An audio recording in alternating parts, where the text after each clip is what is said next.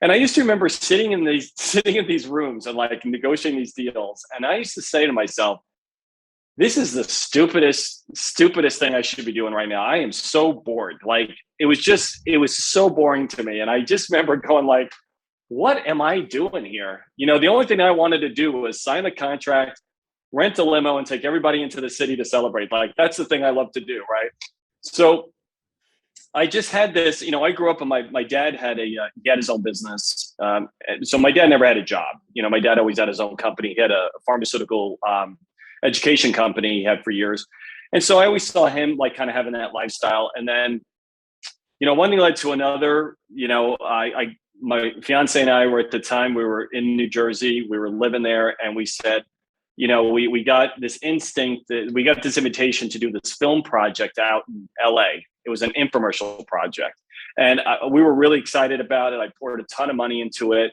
We came out to California, and that was the first jump into being an entrepreneur. Was like, I want to make a lot of money. I want to do my own thing. And so we had put in about $850,000 into a film project, a TV project, and we lost everything in like the first 6 months of that project. And now I know why TV is so freaking expensive. And this was it. We had just got married, moved out to California, gonna like fame and fortune out here in San Diego, and we lost everything in 6 months. And here we are, like. Did you fund that yourself?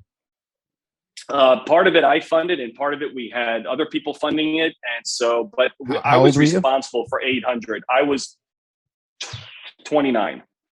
So I was $850,000 in liquid debt. It was the worst. It was the worst thing. And we had just gotten married. So we had quit our jobs. My wife was an executive with AT&T. So we just jumped in. So I would say that, that's probably wasn't the best plan, but I will tell you, every entrepreneur has the same story. I believe that they're going to have something where they want to jump out, like they're looking down the road. And I didn't want to see myself working for a company for 20, 30 years and like retiring at 60 and everything. I wanted to jump in, make my mark. And when I jumped in, and that was a huge failure of ours.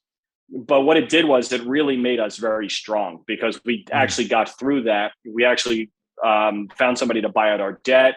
We made this deal, and 6 months after that, we were back to zero again, which was great. And the following year, we started cranking some money, and it was that kind of because we had to deal with such adversity. One, I got a very big appreciation for entrepreneurs, for business owners. The amount of stress and courage it takes to be an entrepreneur. And I know that in the United States, only 3% of Americans own a business. I mean, it's tiny. In Canada, it's only 1%.